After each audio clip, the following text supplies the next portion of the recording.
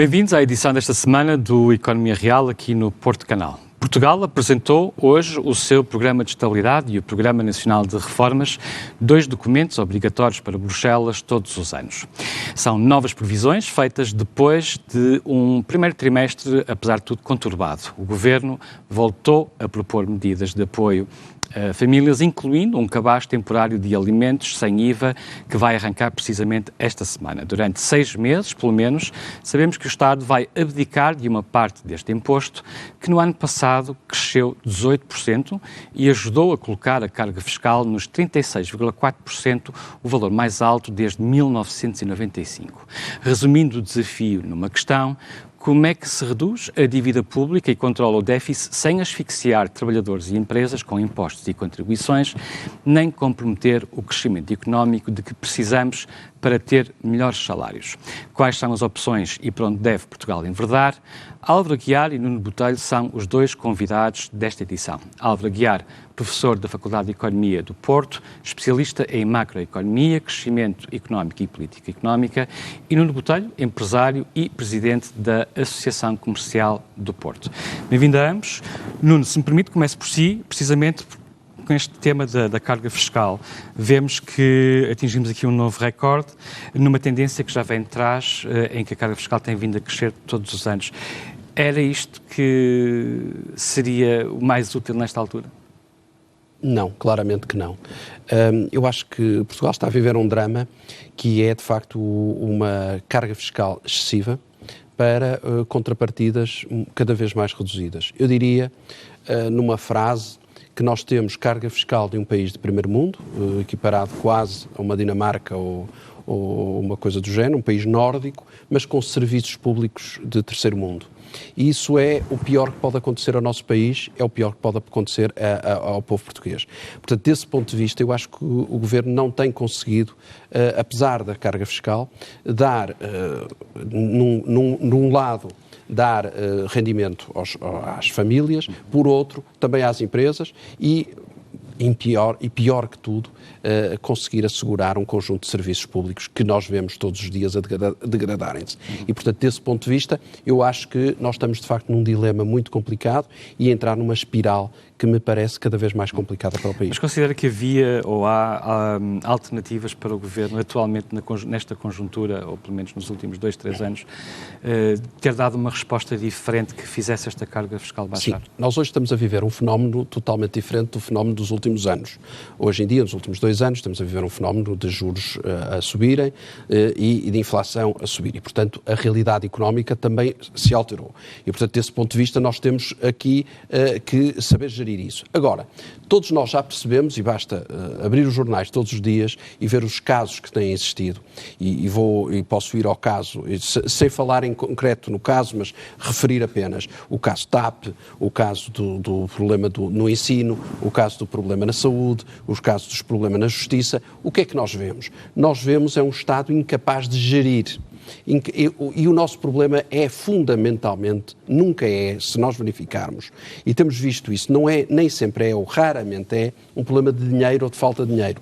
Existe, na função pública, existe por parte do Governo um problema de gestão e de má gestão dos recursos que temos. E, portanto, desse ponto de vista, nós temos um problema que é, utilizamos sempre a solução mais fácil, aumento de impostos. Em vez de sabermos gerir e aplicar os recursos que são escassos, naturalmente, lá está, não são os da Dinamarca, mas saber gerir, às vezes, poderia ser a melhor solução. Mas olhemos para a situação dos últimos 3 anos. Tivemos uma pandemia em que o Governo injetou maciçamente dinheiro na economia, através de apoios, quer para as empresas, quer para os trabalhadores. Mas está provado que foi o Governo que menos apoiou as empresas durante a pandemia, em percentagem do PIB. Exatamente. Portanto, isso não é um argumento que colhe.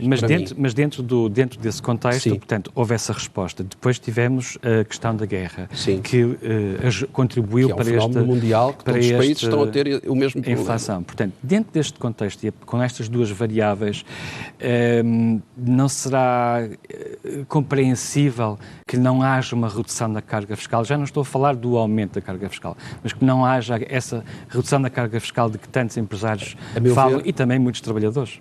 A meu ver, não é compreensível. Portanto, eu não aceito o argumento de que tivemos a pandemia, porque o governo português foi o governo que menos apoiou as empresas e as famílias. Isso é um facto. Temos a guerra, mas é um fenómeno global, todos os países estão a encarar o mesmo problema. O que acontece é que nós, volta ao mesmo, temos má gestão e depois temos um problema sistémico em Portugal, desde 2000, Portugal praticamente não cresce e definha ano após ano. Basta ver os números deste ano do FMI para perceber que, de facto, Portugal praticamente não vai crescer mais uma vez. E, portanto, enquanto nós não tivermos crescimento económico, enquanto nós não tivermos um país centrado naquilo que é a riqueza, que deveria ser a riqueza e a criação de riqueza, que são as empresas que criam riqueza, são os empresários que trazem riqueza, é o investimento que traz melhor emprego, que dá melhores rendimentos e não é o Estado. Aliás, basta ver a opção deste Governo relativamente ao PRR.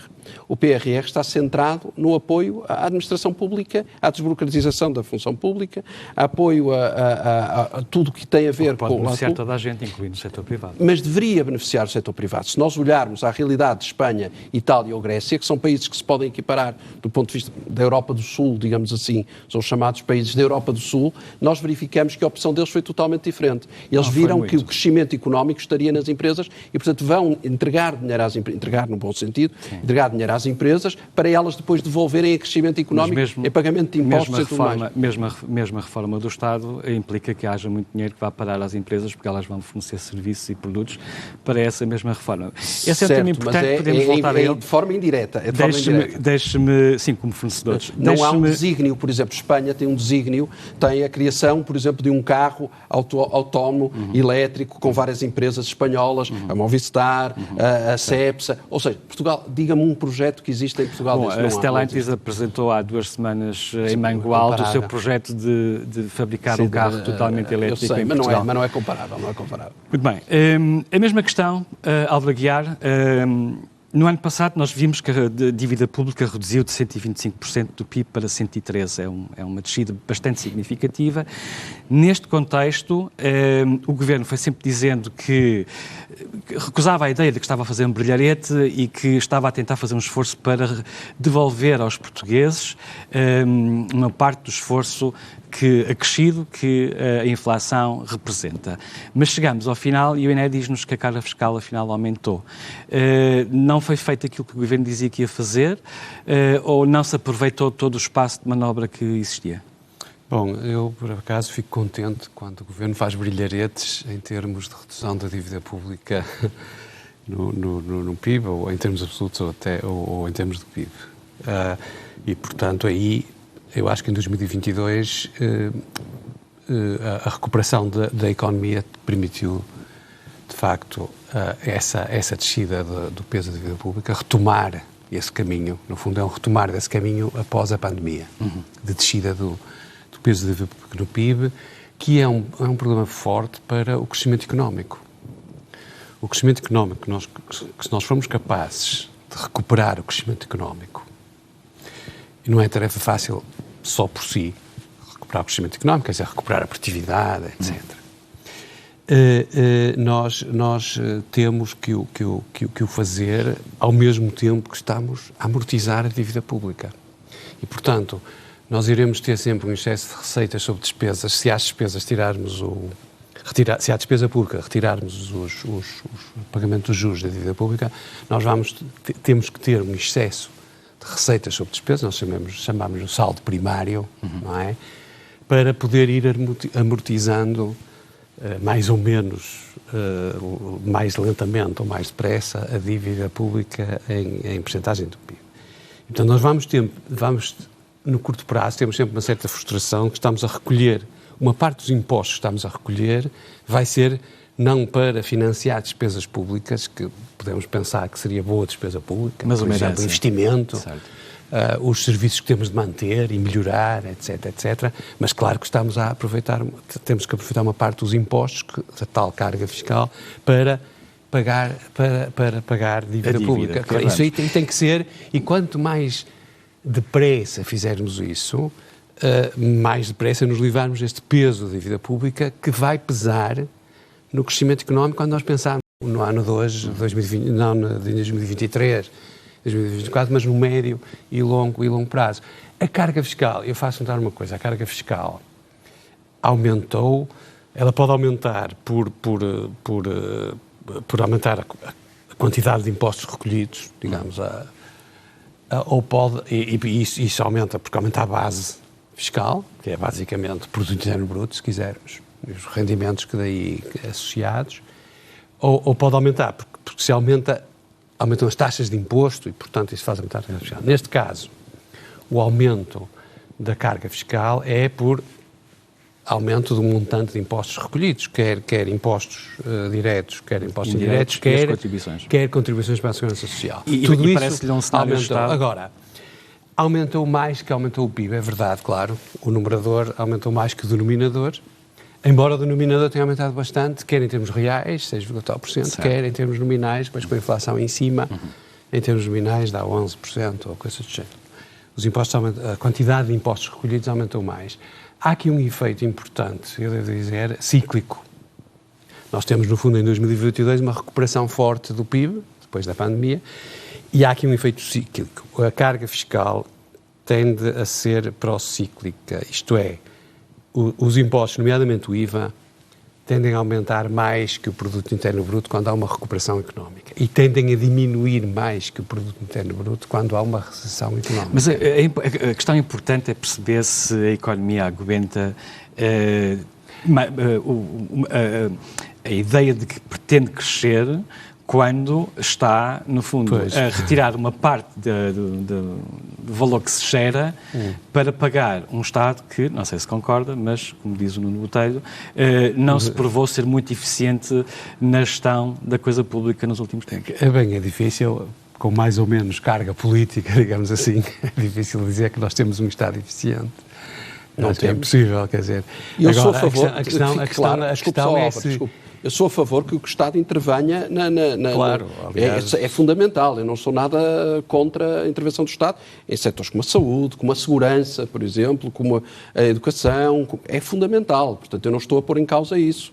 Agora, nós temos que encontrar um modelo que nos permita ter serviços eficientes, que é o que nós todos desejamos, porque basta pensar o que se passa no ensino não é universitário, mas no ensino.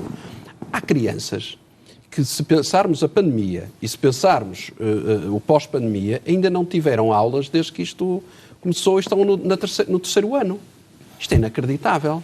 Que vai ser dessas crianças? Nós não queremos o ensino público transformado em ATL, que depositamos lá as crianças, e nós queremos um ensino público de qualidade. Agora, será que o único modelo, e essa pergunta deve ser feita, é o que nós temos vindo a preconizar nos últimos 50 anos?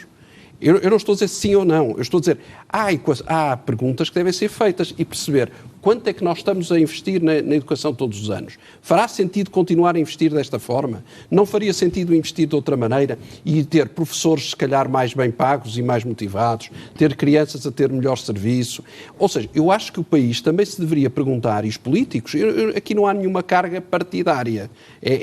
Obviamente, todas as opiniões e tudo o que nós aqui dizemos é político.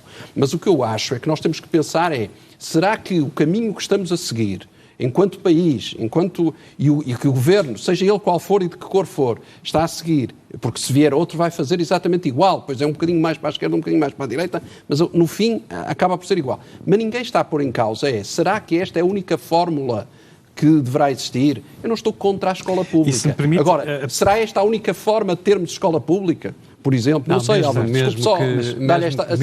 Sim, é verdade, mas...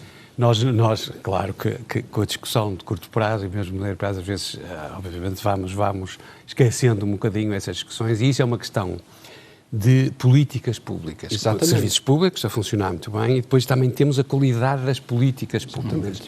Eu acho que, por exemplo, no caso do ensino, seja qual for a fórmula, mais público, mais privado, o público tem que ser muito bom. Claro. Seja ele hegemónico ou seja ele a par e passo com o privado, ele tem que ser muito bom e, portanto, isso é fundamental. Nós tivemos uma progressão forte nos anos 80, 90 do ensino. Nos últimos 20 anos. Mas deixem-me voltar para terminar este ponto da carga fiscal. A carga fiscal tem ou não tem de baixar?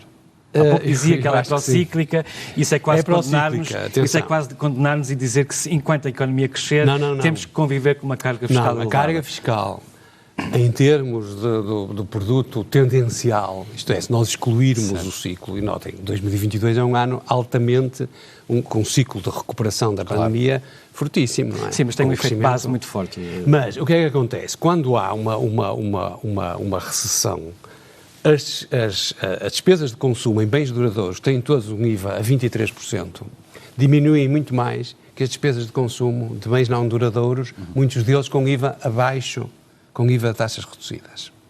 E, portanto, o IVA desce mais que o próprio produto, porque há uma deslocação da despesa de segmentos que pagam IVA alto para segmentos que pagam IVA mais baixo. Quando a economia recupera, é ao contrário. As pessoas voltam a comprar bens duradouros.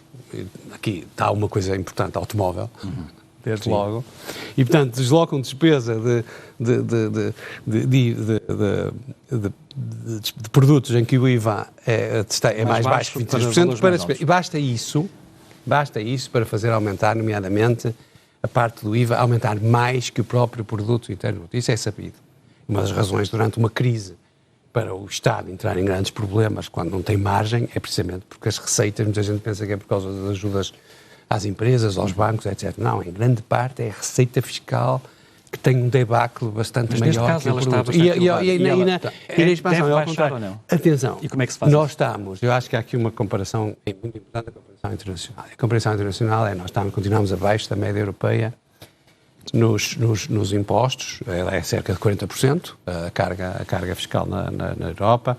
Nós continuamos abaixo da carga fiscal. Segundo os dados de 2021, que são agora, os últimos. Sim, mas 22 vamos estar na mesma abaixo, e estamos abaixo na maioria das rubricas. Impostos diretos, impostos indiretos estamos um bocadinho acima, é verdade, mas nas contribuições para a Segurança Social também estamos abaixo da média. Agora, para mim o problema não é esse. Para mim nem é esse o problema. Para mim o problema é que aqueles países que nos estão a ultrapassar em termos de crescimento económico dentro da Europa têm todos carga fiscal abaixo de nós. Claro.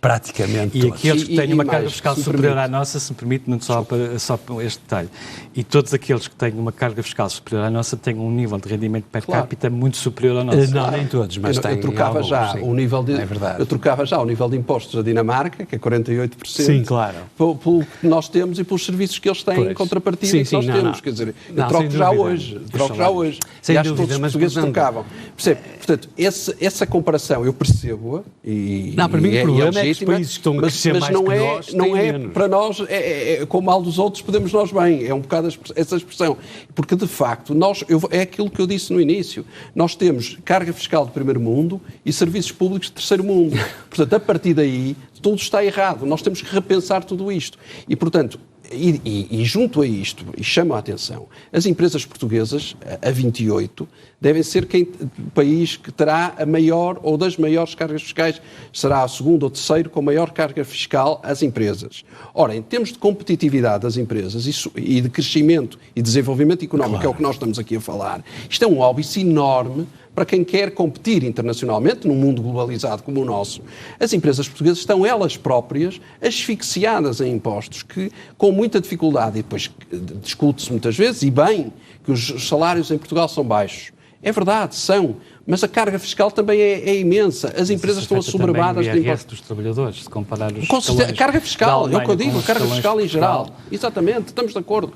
Mas se isso tudo fosse repensado e se tivéssemos um Estado com maior capacidade de gestão, e voltamos, a palavra aqui é muito importante, de gestão, eu acho que nós teríamos soluções para poder baixar a carga fiscal e tendo em conta também, e muito bem, como disse o Álvaro Aguiar muito bem, a questão da dívida pública. Nós não podemos esquecer a enorme, gigantesca dívida que temos e que temos que pagar. E com os juros a subir, a maior dificuldade que o país tem ainda para fazer isso. E diga-se de passagem, tenho que enaltecer o esforço que tem havido deste Governo em reduzir a dívida pública, que é algo muito importante. E nesse aspecto está de parabéns o Ministro das Finanças. Eu não me custa admiti-lo nunca, essa questão, porque de facto tem feito um esforço grande para aproveitar essa receita fiscal que temos obtido para, pelo menos, diminuir o mais possível a dívida pública. É fundamental. O que eu acho é que poderíamos ir mais longe se conseguíssemos implementar medidas de melhor gestão da coisa pública para, de facto conseguirmos todos sair disto melhor. Eu acho que a questão da dívida pública é uma determinante muito importante. digamos assim, impede grandes aventuras em termos de redução da carga fiscal, é verdade. E, portanto, isto tem que ser feito de uma maneira...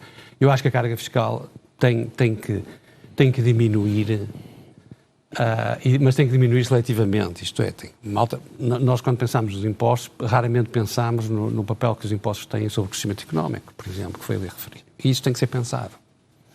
Agora, é verdade que há um certo receio do ponto de vista das políticas públicas de entrar, quando nós temos uma dívida pública tão elevada relativamente ao PIB, de entrar em grandes aventuras, entre aspas, relativamente à receita fiscal. Isso é assim e eu diria que é assim em qualquer país. Não nos esqueçamos que, recentemente, a Inglaterra teve um episódio em 2 semanas, os mercados financeiros deitaram abaixo um primeiro-ministro por causa de uma reforma fiscal, basicamente. Mas já basicamente, mas repara, mas mudou de primeiro-ministro, mudou de política um bocado e está já a apresentar indicadores muito positivos. E num curto período de tempo, repare, num curto período de tempo. Agora, a questão eu acho que tem que se reduzir. Aliás, a questão da atratividade dos trabalhadores em Portugal, dos jovens trabalhadores, nomeadamente, quer dos nossos melhores que podem sair, ainda bem que podem sair, claro, mas...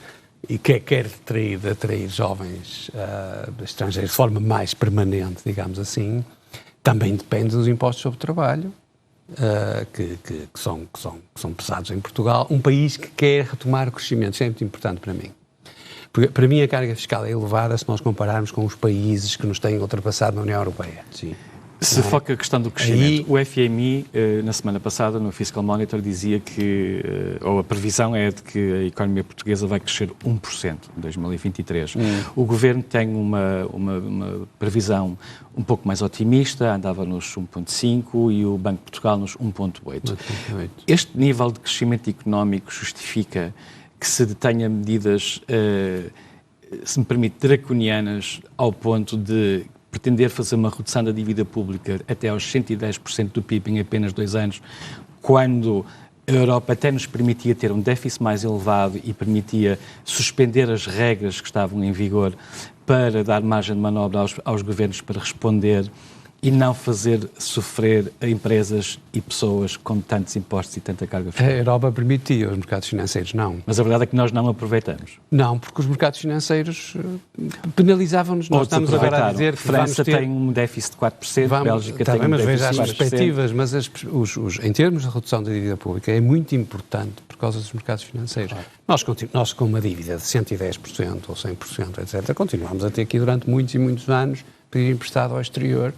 Estamos a pagar taxas mais baixas que outros países. Ora bem, estamos a pagar e principalmente as perspectivas, quando as taxas de juros começam a subir, a forma como nós vamos colocando a dívida pública, isto é, vamos emitindo, como o Governo vai emitindo, o Estado português vai emitindo dívida pública, depende muito da credibilidade nos mercados financeiros. E essa credibilidade, não há dúvida nenhuma que teve um empurrão muito forte por causa da redução da dívida. Não tenho a mínima dúvida sobre isso e, portanto... Estamos a pagar, portanto, muito mais baixo por causa disso. E isso para nós é fundamental. Não, e a perspectiva perante a subida, a capacidade de nós conseguirmos acomodar as subidas de taxas de juros, que vão tornar mais difícil a colocação da dívida pública, obviamente. Como é que isso se vê no spread da nossa dívida, da nossa taxa de juros, que se tem mantido? Nós temos conseguido. E também, lentamente, os nossos ratings da nossa República vai subindo. E também das empresas, já agora. Há aí um certo paralelismo. Isso é muito importante. A Europa podia nos deixar, mas os mercados financeiros penalizavam-nos. E isso é muito importante para as perspectivas. Estamos então todos de acordo. Eu diria só que me parece interessante isto, que é... o governo português aprendeu uma lição, o governo do Partido Socialista aprendeu uma lição, que é a lição das boas contas. E nesse aspecto eu acho que está a ir muito bem. Agora, no meu entender, e estou desde o início a tentar defender essa ideia, é que deveria olhar também para a necessidade do desenvolvimento económico, do crescimento económico. Ou seja, estamos a falar aqui de 2 pernas, digamos assim, 2 pilares. Obviamente, as boas contas, que é fundamental, tal como temos vindo aqui a falar. Isso é de enaltecer, eu acho que isso é importante. Mas, por outro lado, é olhar àquilo que é possível fazer para o país crescer. Porque se ficarmos só pelas boas contas, falta-nos o crescimento económico. E o que é que faz falta para Faz falta um estímulo económico às empresas para poder produzir mais, poder criar mais. Por exemplo, Portugal é um país... O que é isso, o estímulo económico? Eu digo-lhe, primeiro, dar melhores condições às empresas para haver investimento e, segundo, por exemplo, apoiar as empresas na criação de marcas mais internacionais. Por exemplo, Portugal é um país sem marcas internacionais, praticamente, ou com muito poucas, com realmente internacionais com muito poucas. Se olharmos a outros países, como Espanha, como Itália, como Grécia, como países até mais pequenos, já nem falo da Suíça, que é um país multimarca, tem marcas de muita qualidade, nós poderíamos, não sendo um país grande, poderíamos ter, de facto, e afirmar-nos dessa maneira. Estamos a tentar fazer isso, por exemplo, com o calçado português, com muito sucesso, com o têxtil português também com muito sucesso, mas precisamos de estímulos constantes a essa questão para poder continuar a produzir e a produzir caro, para poder ter, de facto, dar retorno a quem produz, a quem trabalha nesses setores, para podermos claramente desenvolvermos. Essa é, para mim, a grande questão, é que país queremos, como é que queremos, quais são as áreas em que devemos investir, criação de marca de qualidade e produzir caro e cada vez mais caro. Nós nunca vamos ser um país de produção barata, seja de que produtos forem, seja, eu falei no têxtil, no calçado, o agroalimentar, onde poderíamos destacar-nos de forma tão... basta pensar no azeite português, no vinho português. Portanto, desse ponto de vista, nós podíamos produzir, era mais caro. Todos esses setores, mais os sindicatos, assinaram um acordo com o Governo, o acordo de competitividade e rendimentos. Isso não é a base? Seria a base, mas eu acho que é preciso mais. Eu acho que isso ainda é pouco para aquilo que eu acho que é necessário. Ou seja, nós estamos aqui a falar em carga fiscal, por exemplo, tivemos aqui a falar, isso deveria ser olhado de outra maneira, a carga fiscal portuguesa. Voltamos sempre ao mesmo. Nós deveríamos perceber que país queremos, como é que queremos continuar a assegurar serviços públicos, mas se calhar reduzindo e gastando menos, mantendo a qualidade ou até aumentando a qualidade desses serviços públicos. Eu continuo a dizer que isso é possível. Aceito que se dê uma opinião contrária e se pense de maneira contrária, mas eu acho que a gestão da coisa pública exigia outra fórmula para este tipo de serviços. E se isso acontecesse, nós conseguiríamos produzir, do ponto de vista público, bem e libertar dinheiro para termos outro tipo de situações. Volto a dizer, basta pensar o que se passa na TAP para perceber que, de facto, alguma coisa tem que ser feita e alguma coisa tem que ser pensada. Vamos apelar aqui à experiência... Deixe-me só fazer um ponto, que é verdade, o crescimento económico este ano e provavelmente no próximo vai estar abaixo do que nós queríamos. Ou precisamos. Do que nós precisamos. Mas a verdade também, deve ser dito, é que nós vamos estar relativamente bem em termos de comércio de exportações versus importações. Nós vamos melhorar o nosso saldo e aí, obviamente, temos muito a dizer bem de quê? Das empresas portuguesas. E não há de haver nenhuma. As empresas portuguesas, das que operam em Portugal, são algumas portuguesas no sentido, das empresas que operam em Portugal. Estão a ter uma performance muito boa em termos de exportações e a previsão é que continuem a ter este ano e para o ano e num contexto em que o comércio mundial, as previsões do FMI são muito importantes em termos globais, mais do que país a país. O FMI investe muito nas previsões dos grandes blocos e dos grandes países. E o que é que acontece? Este ano, o crescimento económico global, eles diminuíram a previsão para o crescimento económico global, vai estar abaixo de 3%. E o crescimento do comércio mundial, que em tempos normais tem estado acima do crescimento do PIB mundial, digamos assim, vai estar abaixo este ano. E, portanto, o comércio mundial vai crescer menos, um bocadinho menos, que o PIB mundial, digamos assim, da economia mundial. Por si já cresce abaixo de 3%, que é um número, digamos assim, em termos mundiais, que nós quando vemos abaixo de 3% achamos que isto é pouco. Não é? Praticamente, mesmo nos países emergentes, o país que vai crescer bem vai ser a Índia. A própria China vai crescer um bocadinho abaixo do que... E, portanto, de qualquer maneira o que eu quero dizer é as nossas exportações, neste contexto, vão se portar muito bem, quer dizer que vamos ganhar cotas de mercado, parece-me, pelas previsões que estão aí. E, portanto, vamos recuperar também no déficit externo, nas nossas contas externas, na nossa dívida externa em termos globais, não é só a parte do setor público, mas também do setor privado, das empresas, tem diminuído a dívida das empresas e dos particulares. E isso mete-se depois em relação ao exterior, portanto, essa parte são boas notícias para este ano. Agora, está visto que nós, este ano, não vamos recuperar crescimento económico forte, não há dúvida nenhuma. Agora, nos anos seguintes, para mim é muito importante debelar a inflação. Porque nós, com a incerteza da inflação, aí não temos investimento. Privado, nomeadamente. O PRR, se cumprirem uma boa parte do PRR, já é bom. O que nós sabemos é que o Programa de Estabilidade e o Programa Nacional de Reformas diz basicamente isto: tudo o que é investimento nos próximos tempos vai ser financiado com dinheiro da Europa, portanto, seja o PRR ou seja o PT 2030, o que significa que o Estado, que está a arrecadar mais receita, também não está propriamente a investir dinheiro seu nos serviços e nos produtos que presta e na gestão da coisa pública que faz. Não, na gestão está. Eu gostaria de apelar à sua experiência. O Álvaro Aguiar foi assessor no Ministério das Finanças e, portanto, conhece os corredores, não necessariamente os corredores atuais, mas conhece os corredores e como é que se pensa. A minha pergunta é: o que é que se estará a pensar hoje em dia no Ministério das Finanças ou no Ministério da Economia, enfim, no Governo, para conseguir-se pôr a economia a crescer e garantir que, efetivamente, as exportações não caiam, efetivamente se consiga ganhar cota de mercado e, sobretudo, não deixar piorar a situação dos trabalhadores e das empresas, tendo em conta o elevadíssimo parcela que os portugueses têm de pagar para todos os anos alimentar o Estado. Eu não sei o que é que se passa nos corredores.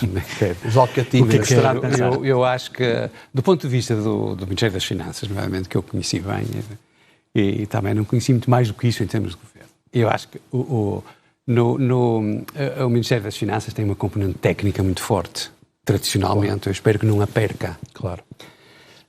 Espero que não a perca. Por exemplo, atenção, nós estamos aqui a falar na carga, os impostos têm aumentado mais que o PIB. Em parte também é, se nós formos ver os números, a diminuição do chamado gap do IVA, isto é, a cobrança do IVA está a correr bem em termos de fuga fiscal, etc. E também há aí um avanço grande e isto tem muito a ver com a qualidade técnica no Ministério das Finanças em geral e em particular na autoridade tributária. Claro. Exatamente. Isso é positivo, muito positivo. É muito positivo. Nós aí já estamos com números que não nos envergonham, pelo contrário, temos progredido muito. Portanto, o Ministério das Finanças é muito técnico. Neste aspecto tem uma componente técnica forte, eu espero que se mantenha. E, portanto, há sempre uma preocupação grande no negócio específico do Ministério das Finanças, que é a questão, nesse caso, da dívida pública, do superávit primário, do saldo primário, etc. Agora, quanto a... Eu acho que as medidas de promoção do crescimento económico e da produtividade, nós quando falamos em promover o crescimento económico em Portugal, conseguirmos aumentar a produtividade. E a produtividade aumenta-se quer com produtos novos, high-tech, etc., quer melhorando a produtividade dos produtos tradicionais, claro, como o Nuno, aliás, falava em alguns... Permita-me citar isso é um problema do Governo, não é um problema do Ministério das Finanças. É um problema político e não técnico. É um problema do Governo, da sociedade portuguesa, se quiserem. Nós já temos uma cultura de contas certas. Cultura até, eu diria, até nacional, digamos assim. Se calhar precisamos retomar uma cultura de crescimento económico. Temos essa cultura, mas temos a suspensão do mecanismo de atualização das pensões, temos medidas que são prometidas, como, por exemplo, a bonificação dos juros, e depois vai-se ver, e afinal, o acesso, as medidas são, as regras são mais restritivas do que aquilo que aparentemente eram. Deixe-me citar o SES, o Conselho Económico e Social, no parecer que fez precisamente ao Programa de Estabilidade e ao Programa Nacional de Reformas, dizendo que era absolutamente fundamental, no futuro próximo, garantir a recuperação do poder de compra, quer do setor privado, quer do setor público, quer dos pensionistas.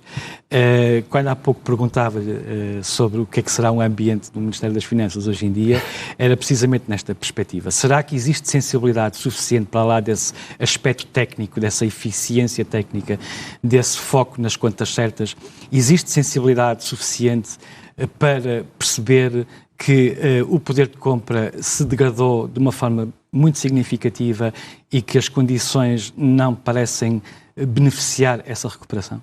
Eu acho que nós vamos conseguir recuperar poder de compra baixando a inflação e depois de termos a inflação ancorada, como nós dizemos em termos técnicos, mais uma vez, que é as perspectivas serão de descida da inflação e de retomar os tais 2%, etc. A partir daí nós podemos recuperar poder de compra se conseguirmos a produtividade, os aumentos de produtividade que sustentem isso. E Poder de compra em todos esses, eu acho que temos de recuperar. Poder de compra, sem dúvida nenhuma. Esses setores, digamos assim, que diz, e é diferente nas pensões nos trabalhadores, é verdade, e, muito importante, no setor privado. Nos trabalhadores do setor privado. Claro. Ok, também precisamos recuperar aí poder de compra, e não pode ser só com o aumento do salário mínimo. Tem que ser, de facto, com o aumento do salário médio, com, lá está, aumentos de produtividade na economia que permitam sustentar isso sem pôr em causa as contas. Agora, para mim é muito importante, primeiro, debelar a inflação e a seguir ir recuperando o poder de compra a uma velocidade maior do que já se está a fazer agora, bastante timidamente, é verdade. Nuno Botelho, há sensibilidade do Governo para responder a todas estas questões? Por exemplo, isto que o Conselho Económico e Social levanta, de dizer que é preciso recuperar rapidamente o poder de compra. Sim, eu não quero acreditar que não haja sensibilidade, por um lado, porque acho que nenhum governo quer o mal do seu povo, né? Não estou aqui numa visão maléfica, acho que as pessoas são todas, acredito mesmo nisso, acho que as pessoas são bem intencionadas e querem o melhor. O que eu acho é que não conseguem fazer melhor e não estão a parar para analisar como é que nós podemos fazer isso. E na correria do dia-a-dia, na espuma dos dias, como se costuma dizer, andamos sempre em soundbites e questões de pormenor e a acudir àquela e à outra situação. Eu não quero imaginar, por exemplo, o Sr. Ministro das Finanças, o tempo que já terá perdido com uma questão como a TAP, por exemplo, que não era necessário ter perdido tempo por aquilo. Não, mas parece que devia ter perdido mais tempo. Ou por outra, certo. Mas percebe, quando eu digo que não devia perder, certo, estamos de acordo. Mas percebe o que eu quero dizer quando não devia andar a perder tempo com estes fediveres e com estas questões menores, que eu percebo que ele perca, não estou a criticar, mas acho que, e quem diz o Ministro das Finanças, diz o Primeiro-Ministro, diz, o que eu acho é que não há um tempo, o tempo de hoje da governação não é um tempo que permita a reflexão, o pensamento estratégico, e é a conclusão que eu chego, porque fala-se com os responsáveis e percebe-se que eles estão absorvidos com coisas do dia-a-dia, do tweet que saiu naquele dia, da questão que há que acudir naquele momento, e, portanto, desse ponto de vista, nós estamos num ponto, mas é geral, não é só em Portugal, atenção, é europeu, é mundial, portanto, os governantes não estão centrados naquilo que deveria ser a grande questão, é que país vamos querer, que país vamos construir nos próximos 10 anos, 20 anos, como vamos diminuir a dívida, como vamos retomar poder de compra, porque é de facto inacreditável a perda de poder de compra, por exemplo, dos pensionistas, se pensarmos bem. Nós continuamos com pensionistas com rendimentos baixíssimos, com a inflação a subir. Isto é um drama que está a acontecer. E, portanto, nós temos que ter consciência de que é necessário acudir a isso. E não há acordo no papel, não há no Conselho Económico e Social acordo que revalha e que resolva esse problema específico da pessoa do dia-a-dia. Havia uma lei e a lei não foi cumprida. Portanto, é isso, porque depois exatamente, não adianta, tem que ser cumprida e tem que ser implementada. E o que é que acontece? Não é escrutinado, não há força para resolver isso, e depois Portugal, não estou a defender isso, naturalmente nós não somos franceses, portanto não vamos para a rua por dar cá aquela palha, e bem, eu não estou a dizer que o devemos fazer, e portanto desse ponto de vista, eu acho que nós temos que ser, se calhar, mais exigentes no escrutínio, mais exigentes com aquilo que nos dão, porque o Governo está lá para servir e para prestar um serviço. E é isso que nós devemos também ser mais exigentes. Por isso é que eu muitas vezes critico, não acho que seja pessoal, porque isto não é pessoal, é sempre, neste caso, institucional, é sempre na ótica de que eu acho que poderia ser feito melhor e na ótica na defesa daquilo que são os interesses nacionais. E, portanto, desse ponto de vista, eu acho que havia muito para fazer e não acredito que haja, não é má vontade, porque não acho que seja falta de vontade ou má vontade, existe toda uma máquina avassaladora que depois toma conta disto e não deixa que as coisas aconteçam. Eu acho que há um indicador importante que é como é que se cumprem as reformas estruturais. Exatamente. Imediatamente. Porque nas reformas estruturais está um bocadinho está refletido essa estratégia. Não há ninguém. Etc. Temos 20 segundos para terminar. Obrigado, Álvaro Aguiar. Obrigado, Nuno Botelho. Peço desculpa por vos interromper. Fica o convite já feito para uma próxima edição. Com muito gosto. Foi assim o Economia Real desta semana. Marcámos encontro, espero por si, dentro de 7 dias aqui no Porto Canal.